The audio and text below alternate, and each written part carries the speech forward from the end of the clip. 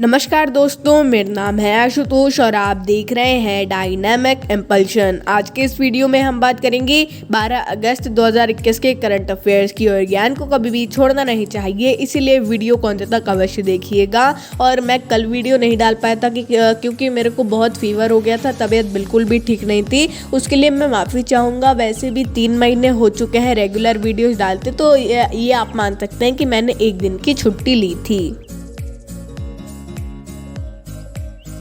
सबसे पहला प्रश्न है, निम्न में से किसने टैग फॉर इंक्लूजन चैलेंज को शुरू किया है? A Grameen foundation India, B SBI foundation, C Swadesh foundation, D Tata trust.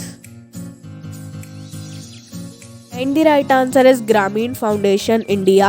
तो ग्रामीण फाउंडेशन इंडिया ने गरीबों की साक्षरता दर को आगे बढ़ाने के लिए इस चैलेंज को शुरू किया है। उन्होंने स्वयं को ही चैलेंज दिया है कि हमें साक्षरता दर बढ़ानी है। ये एक फाउंडेशन है और इसका उद्देश्य यही होता है हमेशा कि गरीब कभी भी पीछे ना रहे, कोई गरीब या फिर ग्रामीण कभी भी पीछे ना रहे, उन्हें हम आगे ही बढ़ाएं। अगला प्रश्न है, पृथ्वी की सुंदरता पर किसने किताब लिखी है? A Preeti Shenoy, B Amish Tripathi, C Sudha Murty, D Twinkle Khanna. And the right answer is Sudha Murty. तो सुधा मूर्ति बच्चों की किताब यानी कि जो बच्चों की मैगजीन होती है उसके लिए ये बहुत ही फेमस है। उन्हीं के लिए ये किताब लिखती है। इन्होंने बहुत किताब लिखी है और बहुत फेमस भी है, बहुत बिकती हैं इनकी किताबें। और ये बहुत दिनों के बाद अपनी नई किताब लिए लिख रही हैं, पृथ्वी की सुंदरता। मतलब बहुत दिन तो नहीं हुए हैं, लेकिन हाँ इनकी बहुत फेमस है, इसीलिए ऐसे कुछ भी प्रश्न आ सकता है आपके एग्जाम में। अगला प्रश्न है, किस मुख्यमंत्री के द्वारा डिजिटल मोनोग्राफ का अनावरण किया गया है? A Vijay Rupani, B Shivraj Singh Chouhan, C Ashok Gehlot, D Hemant Soren. And the right answer is Ashok Gehlot. तो राजस्थान के माननीय मुख्यमंत्री अशोक गहलोत जी के द्वारा डिजिटल मोनोग्राफ का अनावरण किया गया। ये सारे मोनोग्राफ 15 वर्ष से भी पहले प्रकाशित किए गए थे और अब देखिए सब डिजिटल हो रहा है, तो इन्हें भी डिजिटल कर दिया गया है। और ऐप भी लॉन्च किया गया है। सिर्फ राजस्थान के लोग ही नहीं, इससे पूरे भारत के लोग अब इन मोनोग्राफ्स को देख सकते हैं। अगला प्रश्न है, राष्ट्रीय खाद्य तेल मिशन की घोषणा किसके द्वारा की गई? A Hardeep Singh Puri, B Dharmendra Pradhan, C Narendra Singh Tomar, D Narendra Modi.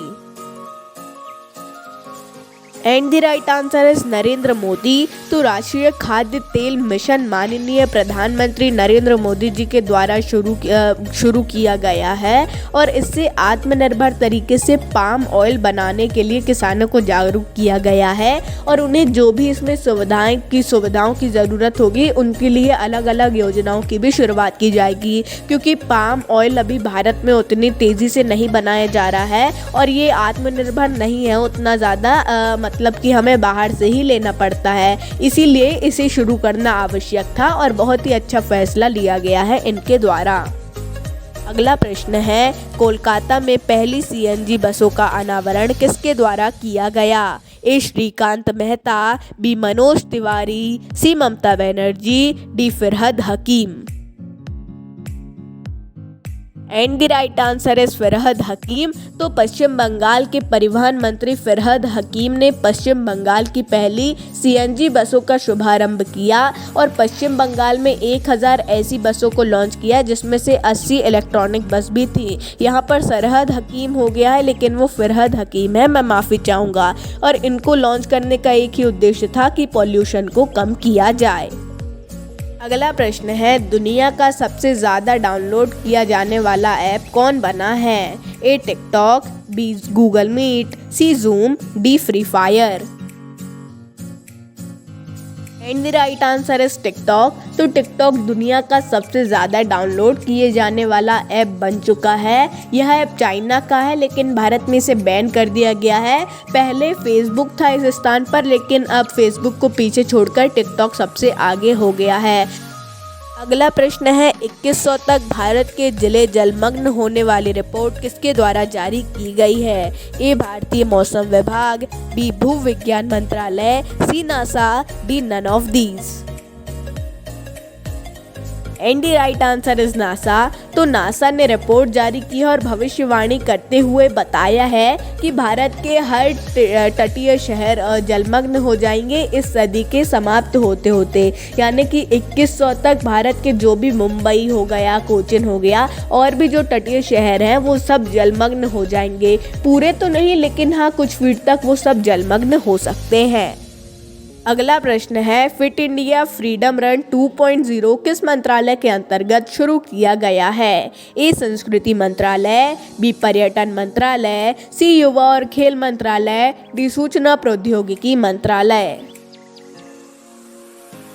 And right answer is युवा और खेल मंत्रालय। तो युवा और खेल मंत्रालय के द्वारा फिट इंडिया फ्रीडम रन 2.0 की शुरुआत की गई और यह आज़ादी के अमृत महोत्सव के तहत किया जा रहा है, जो कि 13 अगस्त को शुरू किया जाएगा और 2 अक्टूबर गांधी जयंती के दिन समाप्त किया जाएगा।